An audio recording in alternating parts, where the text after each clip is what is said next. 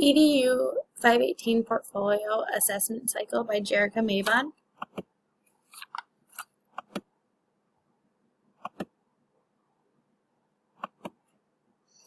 All right, my first student is a Caucasian 7-year-old female. She comes from a low-income, one-parent household.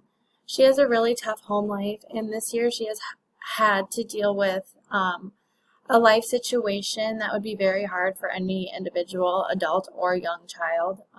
She struggles with reading, and this is why I chose to work with her.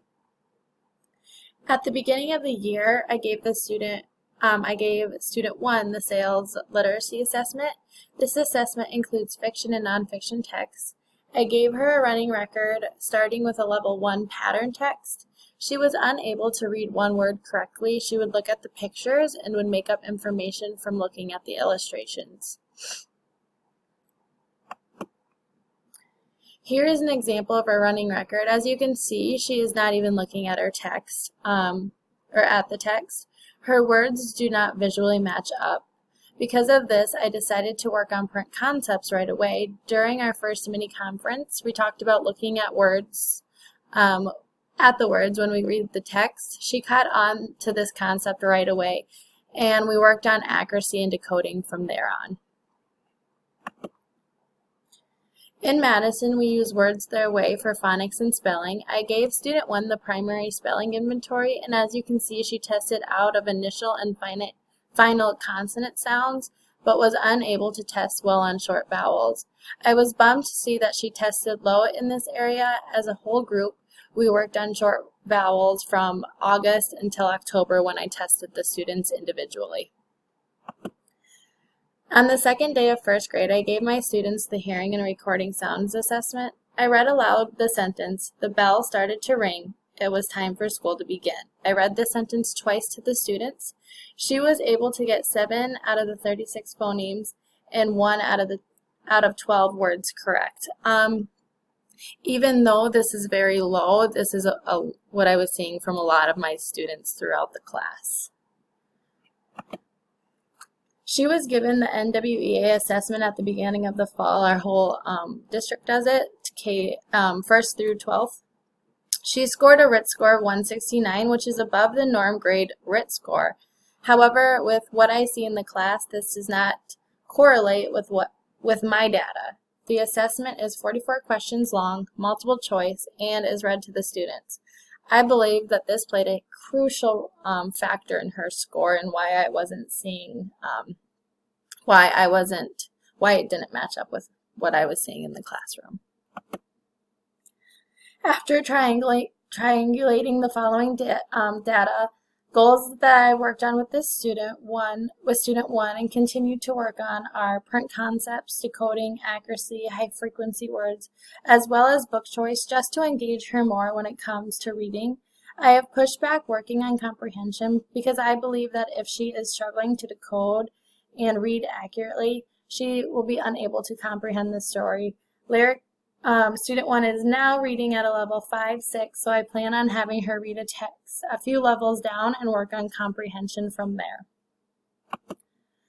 Assessments that were used were high frequency, that I used for formal and informal were high frequency assessments, word work assessments, running records, one-on-one conferences, small group conferring, and observation during independent reading using a sticky note.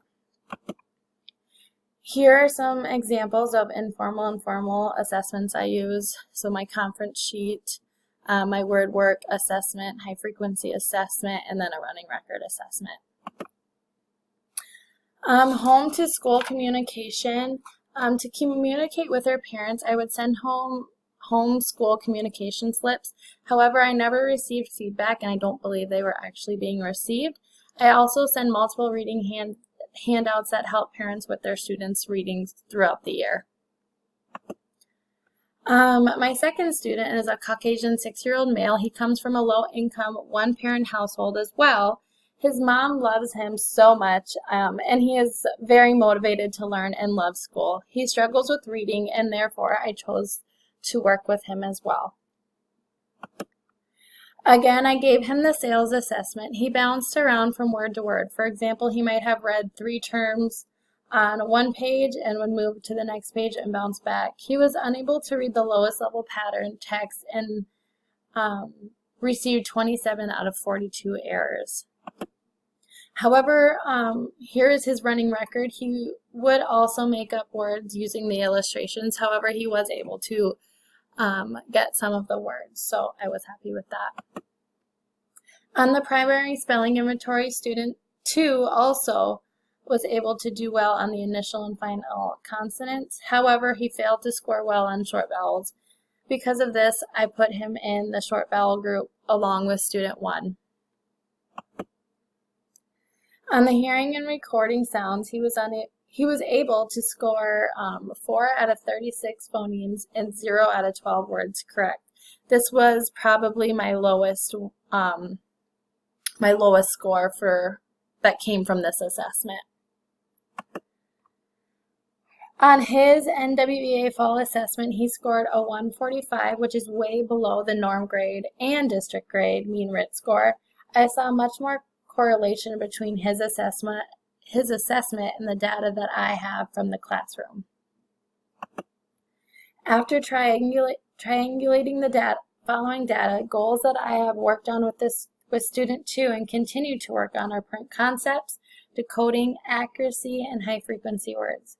With student 2, I have also pushed back working on comprehension because I believe if he's struggling as well to decode and read accurately, that he will be unable to comprehend the story correctly. Student 2 is now reading at a 6-7, so I plan on having him read a few text levels down just like student 1. However, when they are reading at their instructional level, I will still ask questions like who are the characters and so forth. Again, here are some assessments that I used. High frequency assessments, word work assessments, running records, one-on-one conferences, and then again, small group conferences and observation during independent reading, walking around using that sticky note. Again, here's the high frequency word assessment from quarter 1, a small group conference, running record, and his word sort. To communicate with his parents, I would also send home the home to school communication slip. However, mom works nights, and I believe that she was not receiving the slips because I have to clean out his book bag constantly.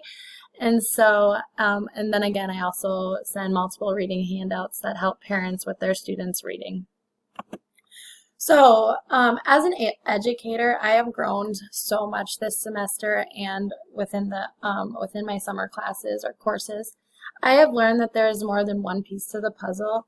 I used to use information from the running record and call it good.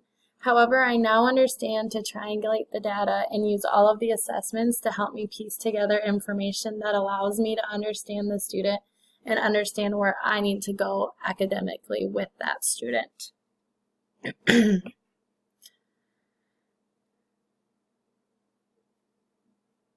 And, oops. I also never thought about the impact the words that I used in my classroom, the impact they would have on my student. I have taken many phrases from the text and implemented them into my class. I sometimes focus on like a phrase a week so that it sticks with me throughout the year. I love asking my students if they have any compliments for their classmates. You can automatically see the positive influence this has on our classroom environment. When a student gives another student a compliment, that smile that you see on that student's face is just heartwarming. I also have learned many useful resources and information from To Know and Nurture a Reader. I believe this is a text that I can keep with me throughout my teaching career. I plan on using this text to guide my conference instruction. I now understand how to know what's going on, wonder about a book choice, how to implement healthy habits, the strategic process, and authentic response. I'm continuing to work on affirming and extending in my classroom, however. Overall, this semester has had a positive influence on me as an educator as well as my students. And here are my resources. Thank you.